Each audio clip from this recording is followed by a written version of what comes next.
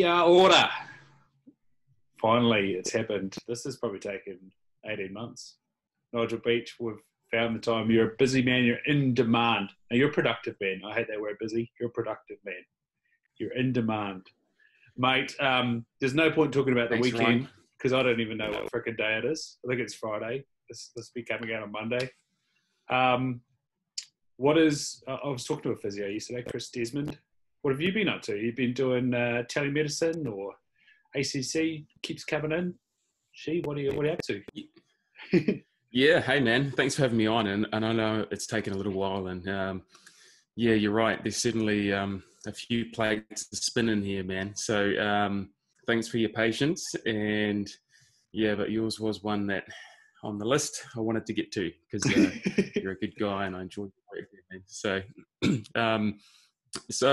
yeah, what am I up to? Well, you know, these unique times and yeah, I think you can either sit back and wait for things to happen or you just got to charge at them. So that's what I'm trying to do. And I'm just trying to take every opportunity that comes my way. And, you know, fortunately, there's been quite a number come my way in these times. So that's great. And the work that I do, I can easily facilitate in this virtual platform. And I was doing that before the COVID lockdown. So I'm doing okay. Yeah, I'm doing great. My clinic, on the other hand, it's, you know, like other physios around the country, the clinic as a whole is really down. And that's because of this lockdown. And but I think, you know, out of it will come, it'll really show what people can do in these times. It's making people, you know, be really agile into this virtual space. And it's good. I think it's a good thing that people need to be, you know, questioning, how do we treat? How do we, just because people come and see us in a clinic, is that really the right thing? Or is it just something we're really comfortable with? And can we use this kind of medium to interact with people and give real value? So it's an exciting time as well as a challenging one, mate. Mate, I've had two situations where I could have done with some primary care. I punctured the back of my leg with a knock when I was trying to pull my arrow out of the target. It's amazing. It's amazing what a bit of compression and time and iodine can do for a hole in your leg. And then I fell down a bank, and so I could have done with a bit of, you know, manipulation, a bit of lower back massage, and yeah, it's, you know, to come in. So saved ACC a little bit of money just by slowing down, taking some stretching, isolating an area. It's pretty amazing, isn't it, Nigel? How the hell did we get here without physio and primary care? Our bodies and our minds and our systems are very, very, very powerful. And that's one of the things that you touch on when it comes to element health as opposed to physiotherapy, isn't it? Yeah, and I think there's a real difference between the two. You've got sort of the standard physio that New Zealanders are used to, you know, seeing physios on the rugby field and going on and tending to people who have contact injuries. And I don't really deal too much in those, you know, I'm not first aid kind of physio. I deal more in people that have had pain for a long time, generally over 1 year in origin, and people that have failed traditional approaches, allied health approaches. So they've typically, the majority of my clients, so over 70% of them have seen other therapists, and they haven't quite reached that satisfaction with where they're at. So yeah, in terms of the hands-on stuff, you know, I guess there's different facets of what I deal with. I deal with people who have been in pain a long time and who are struggling, and there's also a lot of different things going on. Often they'll present with anxiety or depression, or other facets other than just pain. And then there's also sort of the elite performance realm that I work in, whether that be consulting with teams or individuals, helping them understand what performance really is and what modalities could be put in to enable that, and what could be, you know, challenged, because I think there's not really enough of the challenge in what we're doing, certainly in elite sport. And it's a really interesting realm, that one, for a lot of reasons. But, and then also with it, I work a lot with sports people individually, So generally it's their career and they're looking to get a performance edge. So I work with them one-on-one, and I also work with people in the executive area, so corporate people who really want to use the same tools that elevate someone in the sporting realm. That should be used in the corporate realm too. It's just as important, just as challenging. And then I also work with companies. So how do they achieve sort of, I guess when you look at a business, you want to, they're not responsible for making employees happy, but they've got a really powerful way to implement programs with them, which are going to help them in more ways than just productivity. So that brings to mind a little bit of a model from the States, and it's one that I really love. Now, in the States, obviously, you've got to have private health insurance. So a lot of the employers, if they're large enough, will insure their staff. And when we look at the likes of chronic disease, heart attacks, strokes, and diabetes, whether that's all one and the same or what, if that's affecting their staff in their 40s, 50s, 60s, and they're still trying to employ them and they're paying for the time, paying for the resources, then that's not a good investment from the perspective of the employer. So there's a product called Verta Health, which helps to reverse people's diabetes, and it's paid for by the insurer or the employer insuring their staff. And that system is so confident that they don't charge until the person's diabetes is reversed. Do you see, that's an American model which relies on insurance money, and it comes with its pitfalls in the States, as we so often hear about. Most medicated system in the world, yet one of the most unhealthiest systems in the world. Again, it goes back to that, how did we get here before we had medicine? And I'm not bagging medicine, medicine's great. But how do you think that corporate responsibility is starting to step up in our public health system here in New Zealand? I've had Michael McCormack came on, and also, Jesus, need to go back and have a look. But another sporting person, and they're talking about corporate wellness. How much of a space is that starting to be front of mind for businesses? And it's going to be interesting what happens post this when there's maybe not the spare money around. But then again, people are going to have to be efficient. They're going to have healthy staff. They're going to have people that are switched on mentally, physically, and be able to grind it out. And especially that mental aspect as well. There's going to be a lot of pressure externally and internally going into people. Where do you sort of see the foreboding corporate wellness space going? I guess because it's open-ended. We don't know. But what are your sort of feelings? Yeah, I think there is a lot more responsibility on the employer now. And, I think typically what was happening was there was this notion of, we have to develop a team, a certain culture within a team. And what are the tools that we use for that?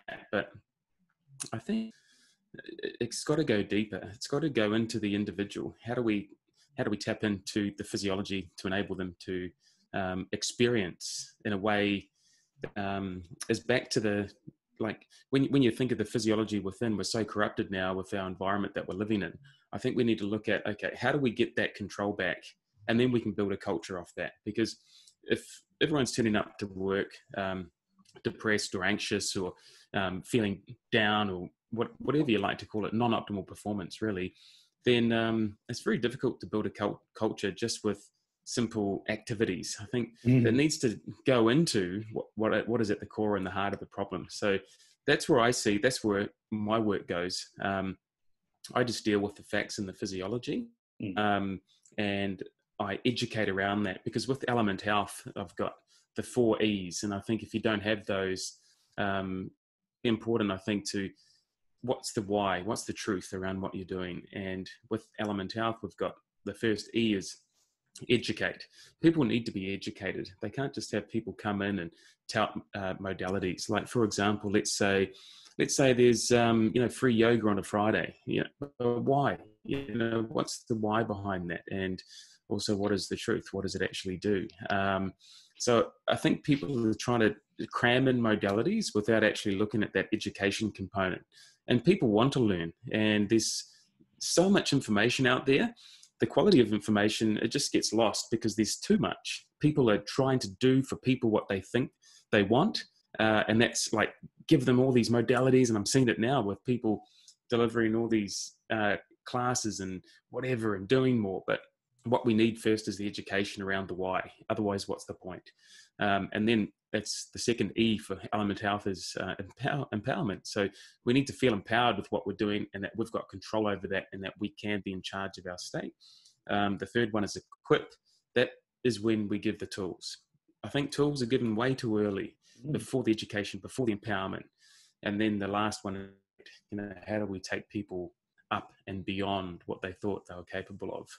So I think in certainly the corporate world, people are starting to switch in. There's been this whole mental health awareness kind of thing. I still think it's done quite poorly. I think actionable tools rather than just this awareness week and doing challenges. And I'm seeing this push-up challenge going around. I think we're better than that. I think people are ready now to understand what is at the heart of depression and anxiety, what that means, and what are some challenges around that, and then what are some tools to take on. So I see more of that crossing into life, partly because they are responding now, Ryan. There's some health and safety components there where they put the employer to deliver some edge in this. So you want to have a happy, healthy, and strong workforce.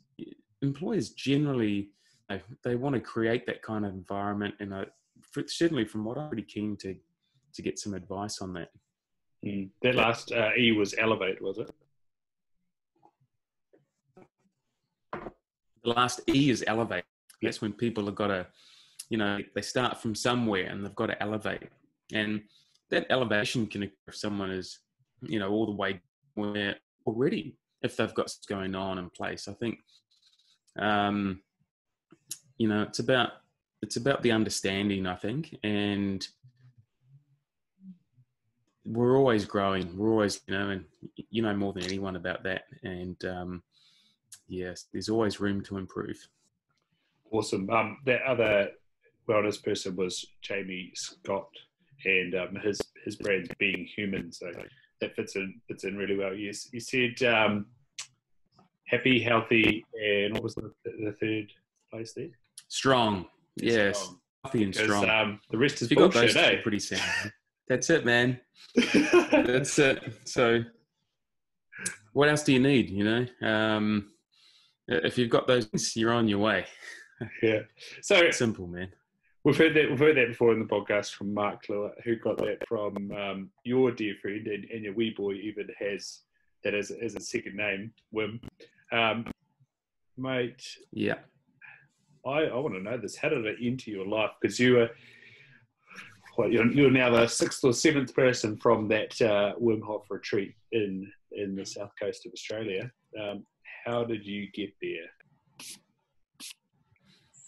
Yeah, good question. So that was a really special, really special environment, and no one really knew what they were in for. I don't think Wim did either. So, we're talking about Wim Hof, and I was working in that realm of helping people who were struggling for a number of years before I come across Wim, and I knew the importance of the autonomic nervous system. So.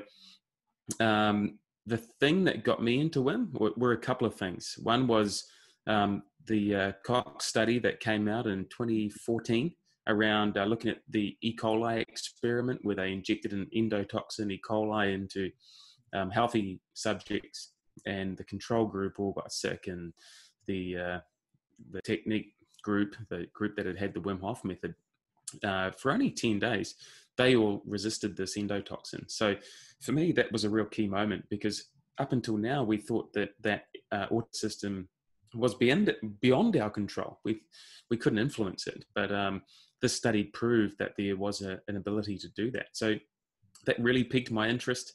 And then listening to Wim, and just the free spirit, and he wasn't sort of selling anything.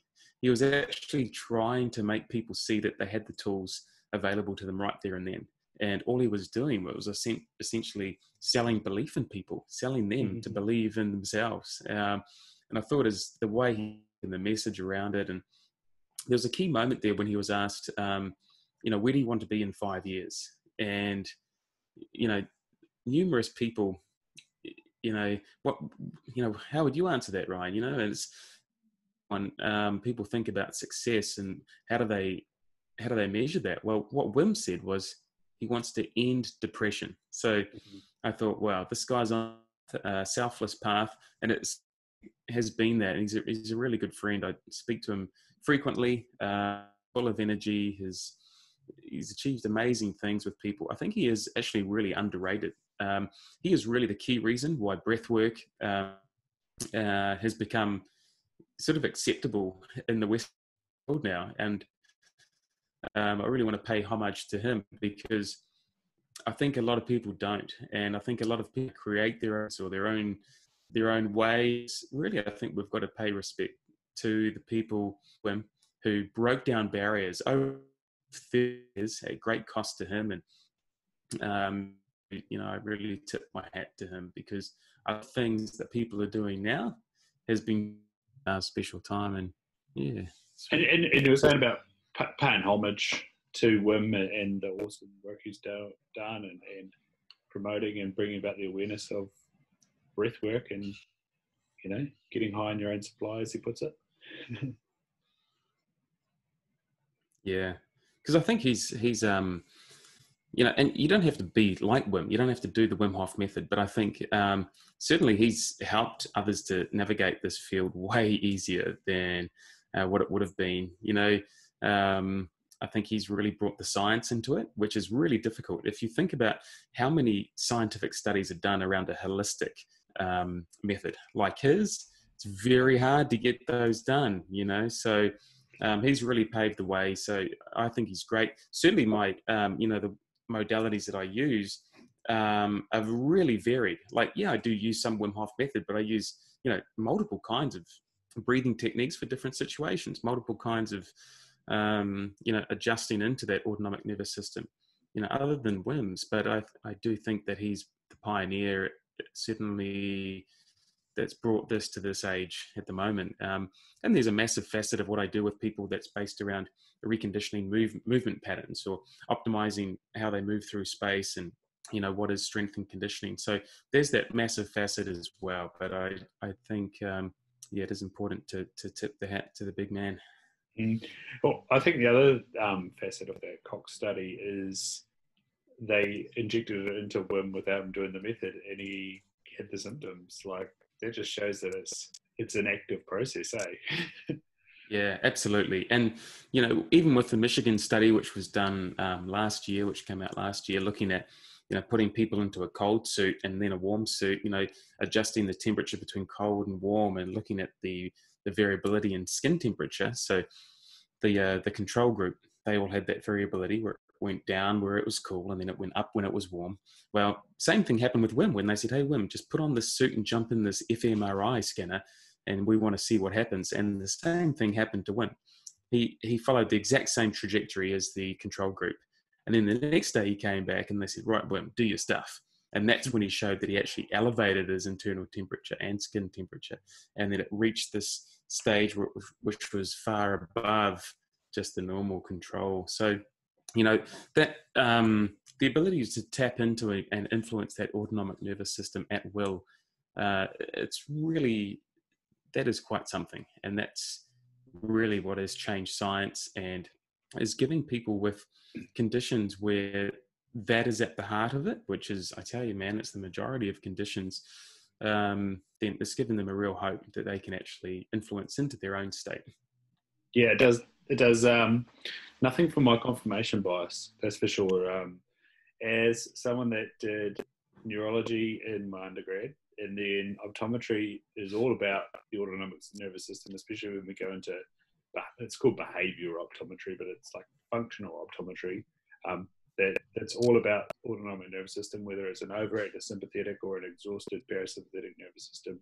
You rebalance those and you start to make some headway on things. Because usually from an optical system, a focusing system, you find that the person's perfect.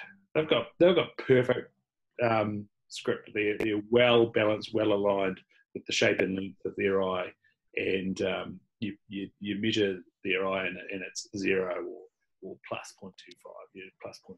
There's not much there.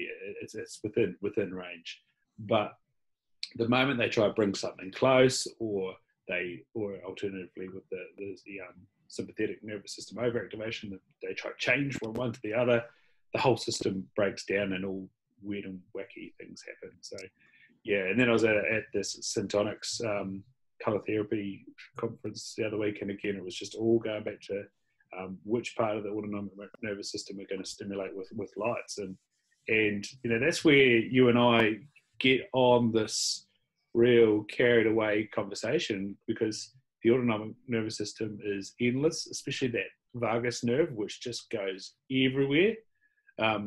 Peter Attia was talking about the vagus nerve the other day. It might even be you. Why it's called the vagus nerve, and just to think that your brainstem's connected to your whole body, and that crocodile brain, that monkey mind, how it just hijacks your system all the time, and then when you get someone, you don't even have to do any subjective or objective testing with them. They're giving you signals. The pupils is just one. It was funny, someone on the weekend, and you presented on the weekend, was talking about their staff. The moment they walk in, they take a questionnaire. They know what end of the spectrum that person's out, just on how they interact with the reception. Yeah, exactly. Yeah. What's the key seed for the autonomic nervous system for you in that physiotherapy sphere? The key what, Ryan? The key seed. The thing that goes, there's something to this way that our brainstem controls our body. Oh yeah, I think once you understand how the autonomic nervous system works, it's really at the heart of most things that I see, and even injuries that seem to have some kind of physical damage or trauma to them, there's still that massive autonomic system at play. And I think if you don't assess that and look to create more equilibrium into that in an otherwise stressed autonomic nervous system, you're just leaving so much on the table. And you don't even have to be in a state of injury or pain. Like the way people are training, I was with the Chiefs in January, and my presentation to them was about being versus doing. And I think in sport, we just do so much. And we're of this notion that if we do more, we'll become more. Whereas actually we need to be more. We need to think about, why were the Shaolin, the Shaolin monks and, these amazing people that can do this a beautiful martial art. Why did they spend so much time on modalities that weren't actually physical? So we need to look at what are we doing and why, and what is recovery? Is it just a 30-minute session, 3 times a week where people hop into some ice, which I think is ridiculous? It's if you're just using recovery as a way of trying to mitigate the catabolic effects of training, I think you're missing out so much. But there's a lot of resistance out there. It's not very well understood. I understand that, but certainly that makes up a massive part of the work that I do with these individuals. So when I do see an individual looking to improve performance, it doesn't matter if they're at the very top of their sport. There's so much that they can do to even enhance what they're up to at the moment. Because I tell you, I've been involved in these, top teams, and anxiety, depression, these things are there. So how can someone be performing at their best when these kind of mental states are around us? We need to tap into that more. And, I think it's great some people are coming out and sharing their experiences with these challenges. Now I think we actually need to take action, and that means we need to have a robust look at these programs. What are they doing? Is it just a cursory tacking on as something about, mental health, or are we actually integrating this into our training regimes? So I'm not talking about a specific team, I'm just talking in the general sense here. So that's the challenge for us. What is strength and conditioning? Is it just muscles? Is it just who's fastest? Or are we looking at other spheres as well? It's funny, on my Instagram, I was just at the start when I was running the hill here. And I don't know if I've ever done hill running, but decided that I was going to start conquering this hill that's out my window. And I was getting to the top, and I'd been doing some meditation up there because it's a beautiful spot, looking over the farm, the hills, blue sky, mountains. Yes, all great stuff. And then the start, I thought, I'm starting to get better at running up this hill. I'll try to do some Wim Hof up here. And of course, the in-breath was fine. Trying to hold my breath, forget about it. Again, things pop up in my life, and it was something to do with you can't get that parasympathetic nervous system on board, and if your heart rate's over 120, and to get that down, you got to get on top of your sympathetic nervous system. So, and then it just started this snowball effect. Wim Hof's quite meditative, and so it takes you to interesting thought trains of thought. And then I was thinking back to what you just said there about doing. I sort of two summers in a row showed up to Invercargill to the Southern Sevens program, and was in reasonably good condition. We sort of did baseline testing, and I, did sort of the best out of the beep test one year, and did the best out of the yo-yo test another year, and did really good scores. And then for some reason, and I think it might have been partly the group, what didn't do so well, I just was going at it for testing. Both times I got injured. Both times I exhausted myself. And sure enough, the retesting, I still had a good score, but I think the yo-yo test I improved, but the beep test I plateaued with. And it was just like, made me think, and I was doing some bad habits with regards to sleep. I was working at a bar to make some money over that summer, and it was just like, whoa, this it's not the, like you said, it's the doing, it's the being. Are you being an elite athlete, an elite person, an elite businessman, or are you just doing that thing? And what's your metric on that? As you said, is strength and conditioning about a better yo-yo, a better beep score, a better bronco? Is it about a better bench press, a better deadlift? How many chin-ups can you do? Or is it about, are you a fully functional and integrated, open-minded, seeing the situation rugby player? Or are you just this thing that looks like a rugby player, and so you will fit into this rugby system? And, that's probably the peeve I have, because I felt as though I was a good rugby player in seeing it and interpreting, but I wasn't a system player. And so I feel, and that's my bias, that's why I never went to the nationals, because I didn't come from the system. I was an outsider to the system, and therefore I didn't fit that mold. Again, are we being and creating rugby players, great people, great business people, or are we looking at CVs and looks and what we think should make a rugby player, or whatever? And so I guess that evolves this gigantic mindset shift with how things are. And like you hear in the All Blacks, like good people create good All Blacks. Like, does that filter down? Like, you look at the nutrition paradigms of the All Blacks, does that filter down? And there's a little bit of dissonance there with where the sponsorship money comes from with the All Blacks, but how they're being, or what you see them being, it seems to be a lot more congruent, and what you read about what they're being seems to be congruent with their success. Whereas then you go to the club level or even the provincial level, you kind of go, well, there's a lot of things missing here. We're still just doing the things that we think fit whatever system it is.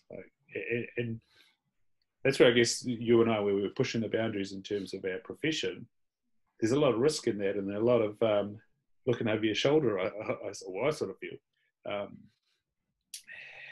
How do you sort of feel about that system that we're both sort of placed in, and try to work through it around, and that goes across a lot of places? Yeah, the system is, it's something that's there and it's not going to go away. And you need to think about it, right? If everyone was working the way that I work, I would get lost. I want to be that guy that's in the niche. I want to be the innovator. I want to be the guy that's not doing the same as what's been done before. So, the system is our biggest asset and our biggest liability. So it just depends what lens you're looking at it through. So, for me, it's I don't judge myself on where the system is at. I'm just continuing to innovate and trying to look at ways of optimizing the performance. And I look at it from a really broad spectrum. And none of this is in a textbook. Like, it's not like you would have seen on that call I was on with on the weekend. People asked, "Oh, how do I learn more about this?" And it's like, well, there isn't like just one little book that will tell you about this. And you need to be very open to looking about, what is your research sources. And also, I don't think people work hard enough too, Ryan, at investigating and researching. They're expecting these topics or notions or research to come to us. You have to go and seek it out. You have to not just read an abstract, you have to read the whole study. Then you have to interpret that through what you know from another study or what you know through physiology. So, and make up your own mind. So people are expecting too much to fall onto their plate. Whereas it's like what I teach with the clients that I work with. It's this whole radical ownership.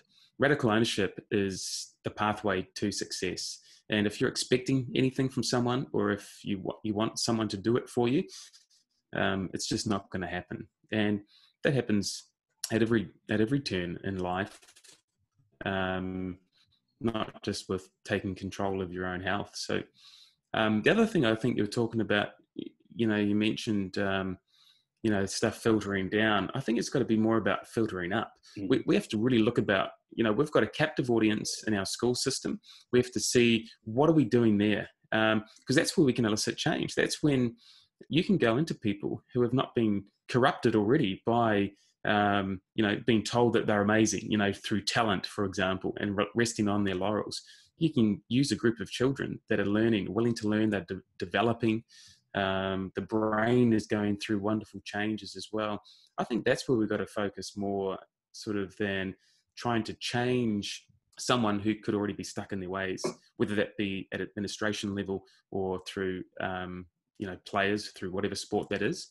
I think we need to start looking at, what are we doing when we've got this very moldable, adaptable specimen in front of us? How can we influence them for the better? Disruption is, again, a blessing and a curse in things. And like I was talking about the other day, with rowers wanting to go to the States, that's been quite disruptive to the system of developing rowers within New Zealand, within the 90s and 23 system. But already they've had the case where some very successful, I think 23s or 19s went to the States, and already there's been some allowances made around that. And so it's like, they probably took a lot of courage and a lot of, well, what's really important here? Why do I want to go to the States? Well, it's probably a different system to learn about it and row in, a different educational system to become more worldly, the opportunity to live in another country and interact with a wider array of people and nationalities and melting pots and open my mind and be a greater person. And then if it goes well and I come back to New Zealand and I'm still a great rower, well, there's the potential to go to the world stage and represent my country as an elite who, we never know where our path will lead us, but, that sort of seems like a path that's a lot more fulfilled and starts from a greater why. And so, you look at rugby because it's the sort of our marquee sport in New Zealand, and you look at the likes of Kings and St Kentigans and the systems that they're putting in place at that schooling level, when it's ruffling a lot of feathers, but then at the same time it's preparing and there's arguments around overtraining and over specialization and things like that. But it's asking questions and it's opening up opening up the sphere and allowing us to see how things could work differently. And so, yeah, I like what you said there, that from an educational standpoint, there is a way to test this out. And I know with my daughter, and I know with your two kids, introducing them to breath and meditation and cold and grounding and, acknowledgement of the sun and all those in nature and things is, and I'm especially proud of my wee girl. She gets up in the morning and says namaste, hello world, and goes out and onto the grass in her bare feet and breathes it in and gets that sun on her skin, the infrared light. And yeah, and I know for your two, they jump in the ice bath and breathe and jungle gym and cartwheels and run around. It's massively proud, and you think, man, why I probably did, but then why didn't I carry that on? And I think it also speaks back to you that, like, I'm that child. Like, I did a backflip on a trampoline the other day. I was like, why the heck haven't I done this for a while? or tried it for a while. I'd never done it. At 31, I did a backflip. Yeah, the things that sort of sneak in unconsciously into our mode of living, we're heavily marketed to. We think we need a heat pump in every room. We think we need these shoes that are going to cushion us from the disastrous effects of actually walking on the earth, and, that's a major sales point. Nike Air, they've got to have, they cushion the body to this degree, and it's outrageous, and even, the way that we talk to our children too, like trying to interrupt their feelings, like if telling them that they're cold. Oh, aren't you cold? It's so cold outside, you better put a jumper on. Well, are they really? Or is that just because we're so corrupted and we feel the cold easy and they don't? So why should we share our corruption with them? So it's all about how do we interact with our children to first of all enable them to feel their environment for true, not from what we're trying to tell them, and also how we're not trying to impart, anxiety upon them through telling them, oh, don't do that because of this, and outlining consequence for them, which really, what are we doing? Are we trying to mitigate against all manners of risk? People, of that age, the beautiful children need to understand and feel their own way through for their developmental mind. And I think we're putting quite a number of limitations on what children can do through physical barriers, but also through using our language as well. I think that's quite destructive. And we see that in the medical system. I see so many people come and see me, and their paradigm around their pain has been severely shaped by specialists. And you've got people in position of power telling people absolute lies. And it's really damaging. They're telling them catastrophic outcomes, and it's just not true. So people really need to be awake to not only understanding, and this is where the education is so key, Ryan, not only understanding more about like investing, taking radical ownership and their own understanding of their health, but also understanding that specialists and people held in the highest regard in whatever position, they can be really corrupting to your paradigm around pain, performance, whatever it be. Yeah, power balances, they're fascinating. And narratives, we've got an interesting one at the moment, which is taking away all risk, and they're just working off the information that they're going by, which is fine, man. And we're going to all bear the consequences of this risk mitigation path that we're on. Who knows if it's right or wrong, and we're never going to know, because that's what we've chosen to do. We need to own that, and we all are trying to do our best. And the key thing that's come up a number of times over this period is take action to the best that you can. And I suppose that's a really good thing out of this. Our government and our advisors took action and are continuing to take action. Nigel, you're breathing through your nose there, man. You're speaking and then through your nose. And I'm sitting here breathing through my nose, soft belly. One note I wrote down from your real movement presentation over the weekend was the diaphragm. And I've had a look in the mirror, and I don't know if it's been because I'm sitting down or what, but I too maybe have that line that you were talking about. Talk to me about, one, how we restructure the diaphragm to get rid of that line sort of beneath that first abdominal, and two, why it's so important to really get into that diaphragm. Yusefa and I were talking about when someone's speaking from their diaphragm, they're speaking with the truth. They're speaking from their heart. That helps in terms of breathing into your balls. Why is that so important? Singing, choir, speech, all rely on this system. Yeah. So, yeah, you're talking about the diaphragmatic breath. And again, that's another thing which, without a real understanding around what that is, people can go to all of the classes around breath work that they like.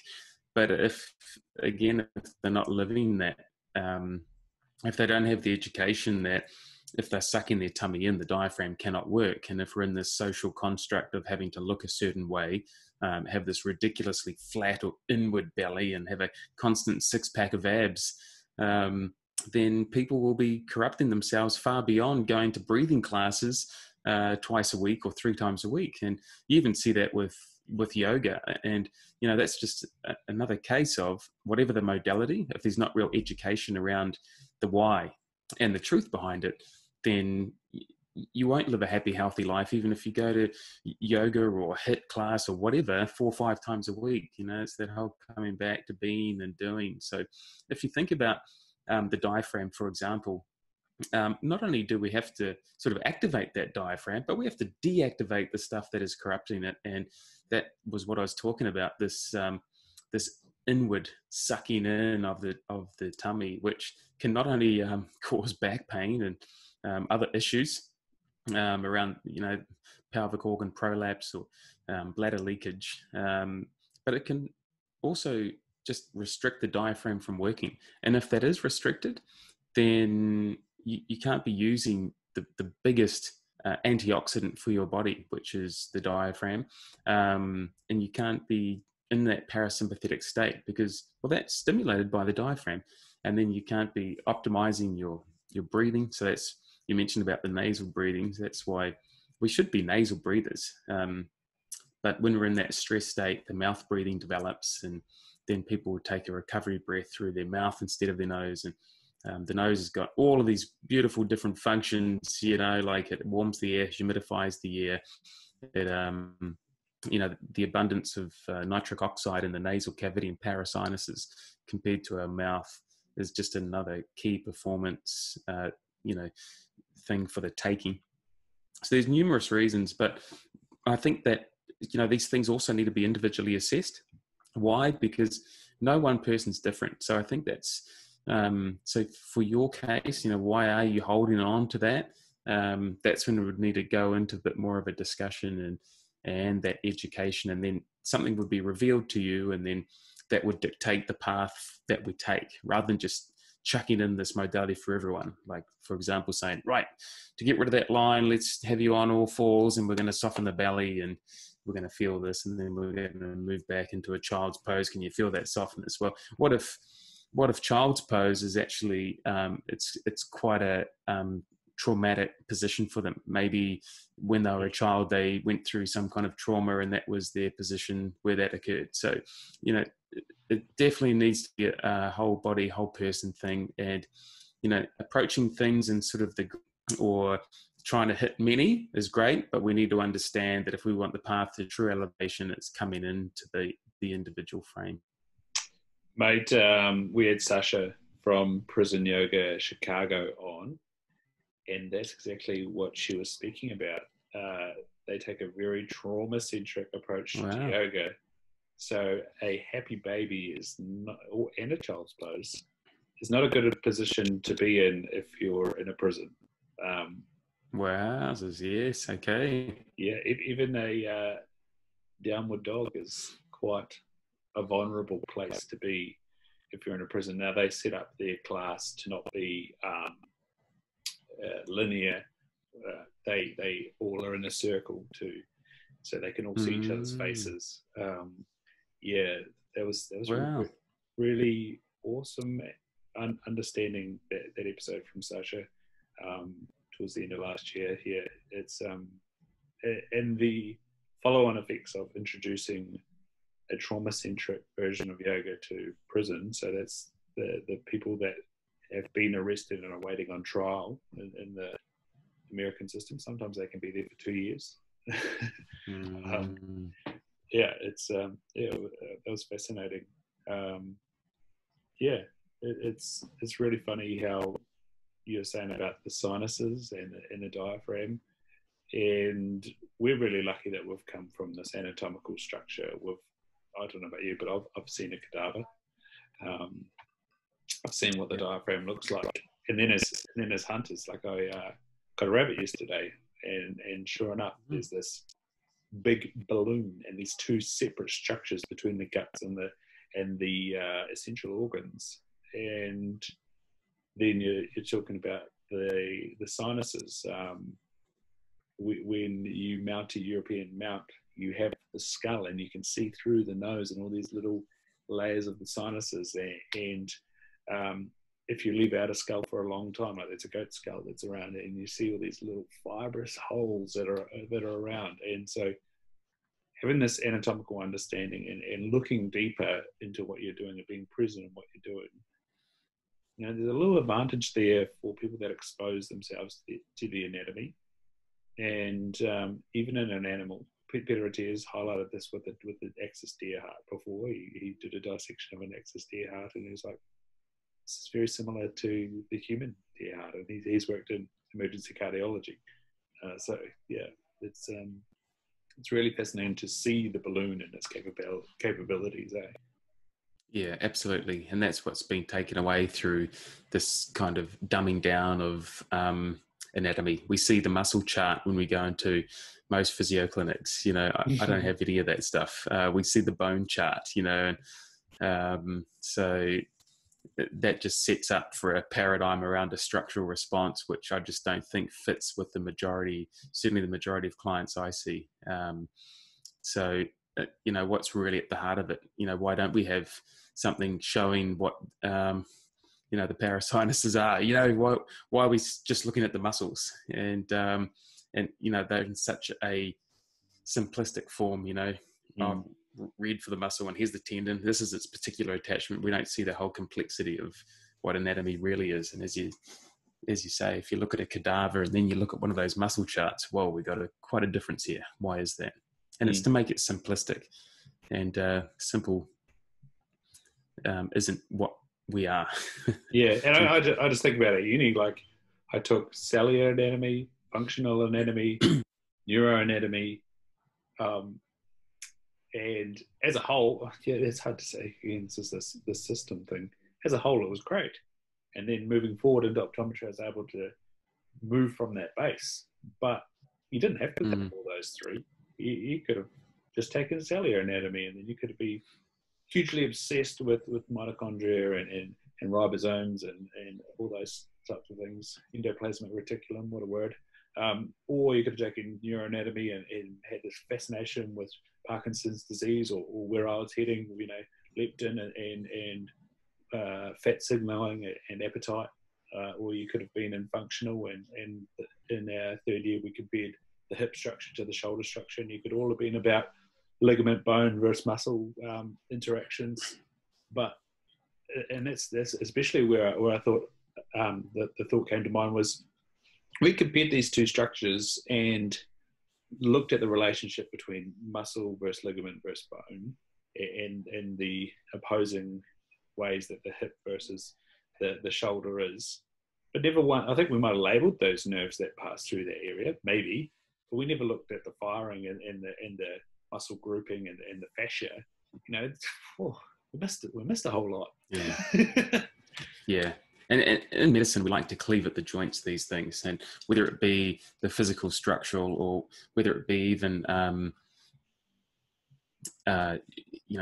systems or even diagnoses. We try and cleave at the joints to make things really simple, so they fit into a checkbox of, if it's this, it's this. If it's that, it's this, rather than taking a holistic view of a person, and that's why I think a lot of these disorders or diagnoses are purely born out of simplicity for classification. Whereas some of these things, they actually need time, they need people to be listened to, and they need investment from the actual treating person, therapist, be it whatever, into that person's whole life, social construct, relationships. And but hey, it's not easy, and it takes time, and time is money. So that's why things have been simplified and classified.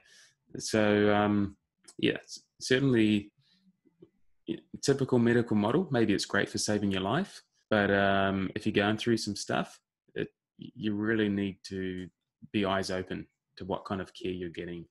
Yeah, it's always really amusing and saddening when, you're saying about classifications. Two classifications we have in optometry is macular degeneration or dry eye disease, and we narrow that down to meibomian gland dysfunction. Now, is that not just a description of what we're seeing?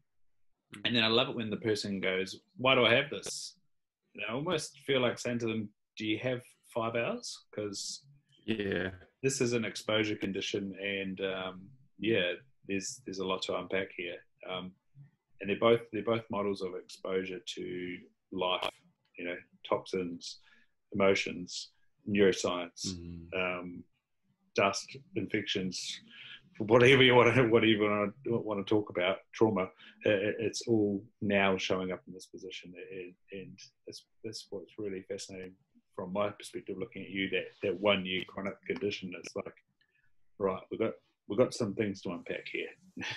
Absolutely, yeah, it is, and people don't really know what they're going to expect when they see me in a clinical sort of setting, whether it be virtually or in person. But yeah, as you were saying at the start, there are definite cues people give off. So I'm able to interpret those pretty well. And I just let people know exactly what I'm seeing and why. I don't try and hold anything back and create this degree of mysticism. And, I think people need to be absolutely informed around what's going on, what I'm seeing, how I interpret it. And so just try and be really upfront and honest. Awesome. So you're based in the beautiful Mount Maunganui, Bay of Plenty there. Where do people find you? That's right. They've probably seen a bit of you. Logan Dodds and Jay Reeve and Art Green have all interacted with you via Instagram of late. Seems to be a good place to track you down. Where else can people track you down? Where are those platforms to track you down? Yeah, so I think so my Instagram is just Nigel Beach. I'm pretty fortunate no one else has got Nigel Beach, so it's just me. And then Element Health NZ is sort of what I run, a lot of workshops and education around this kind of stuff. And then I also have a clinic here in Tauranga, which that's where I see people in person. And but they can just hit me up directly, and then I can funnel them towards my admin team if that's easy. People love easy these days, hey Ryan. So and then if you can't find me via Instagram, Element Health NZ is on Facebook, and there's even a web page. So if you want to do the work and track me down, it's not that hard. So easy, and they'll be in the show notes, so it'll be even easier to track you down. So the final question is, what is something that continues to show up in your life that doesn't do you wrong? That, you keep seeing it, and you go, "There's that thing again." The thing what keeps showing up in my life that doesn't do me wrong? Yeah. Let's see if I've interpreted that question properly. But I think it's just it's an overused word, but I think truth. I think assumptions can really derail someone. So if you just focus on, I try and do this with my kids. If they fall off their bike, for example, what happened? And then they go through the truth of actually what happened. So then they don't create fear around that, using the bike. So I think that comes back to my life as well. If ever I'm sort of overthinking something, I come back to, well, what's actually happening? And in one word, that's simply truth. Is this true or is it not? So am I experiencing purely paranoia over what I'm assuming someone is thinking? or is this actually what's happening? And that's been a massive help to me over the last few years, thinking in that kind of lens, because when you are someone who wants to really help people and do really well by them, sometimes you can get caught up in thinking about what they are thinking. And that's certainly what I was probably doing 5 years ago. And that just served no one, not me, not my family, not people around me, or the people I was trying to help. So in one word, mate, truth. Mate, I've got a gigantic smile on my face. You see it in clinic, and I've been seeing it on this podcast. Things start showing up and they come in 3s or 4s or 5s and patterns and waves. And so all of a sudden on this podcast, that question had been answered with meditation. And then now 3 in a row have been answered with truth. And I revealed that I'd been using this mantra for meditation called Satnam from Deepak Chopra. And 3 days ago, I found out what it meant. And that's truth. And now I've had 3 people finish this podcast off with truth. So take with that what you will and what the listeners will. But it's definitely put a great smile on my face. And great, man. It's wicked. Thank you so much, Nigel. I'll let you carry on with your productive life. And absolutely, man. Your 2 kids and your beautiful wife. And thanks so much. So glad we were able to share this. And definitely people should reach out to and investigate to find more, because you've got some powerful messages and gifts that truly appreciate, mate. Thanks so much.